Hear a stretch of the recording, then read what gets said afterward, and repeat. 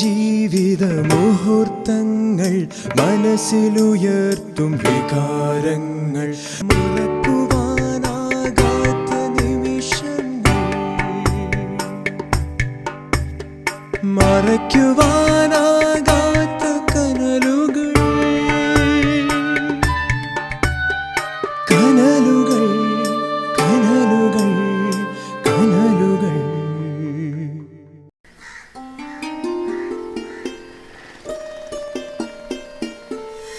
സാറിന്റെ കഴിഞ്ഞ വർക്ക് എവിടെയായിരുന്നു? ഊട്ടിയില്.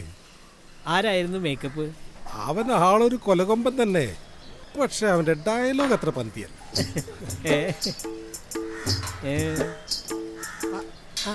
വർക്ക് അത്ര മോശമായിരുന്നോ?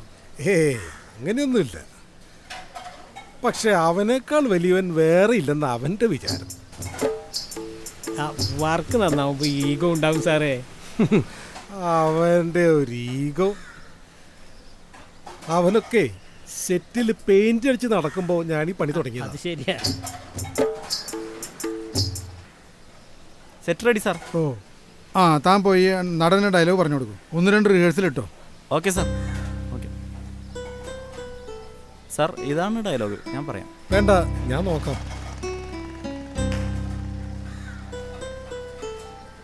ഒക്കെ ശരിയല്ലടോ. Makeup man, powder over, touch up. Okay okay.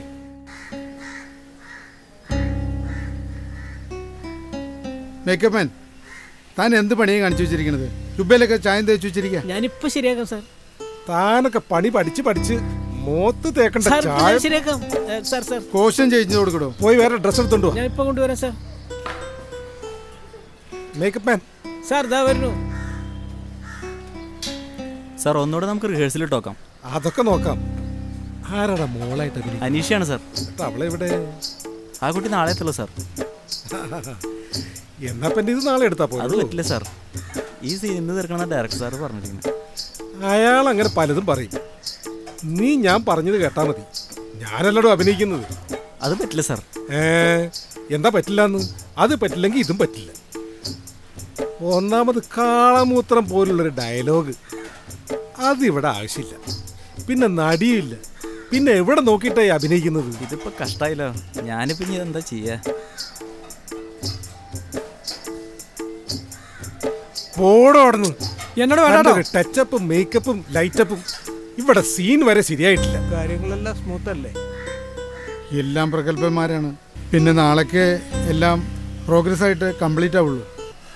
താനെല്ലാം നോക്കണം. ഓ സാറേ, അയാൾ അഭിനയിക്കാൻ സമ്മതിക്കണില്ല. ഓ അത് ശരി.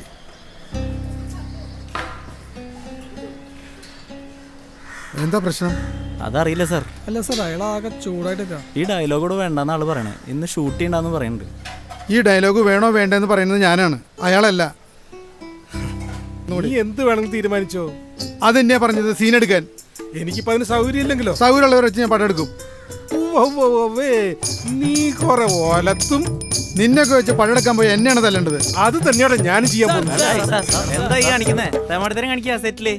ജന്മസിദ്ധമായ കഴിവുണ്ടെങ്കിലും അന്യരുടെ കഴിവിനെ അംഗീകരിക്കാനുള്ള മനസ്സുണ്ടായിരിക്കണം. അതുള്ളവനാണ് യഥാർത്ഥ കലാകാരൻ. അഹങ്കാരം തകർന്നുടയണം.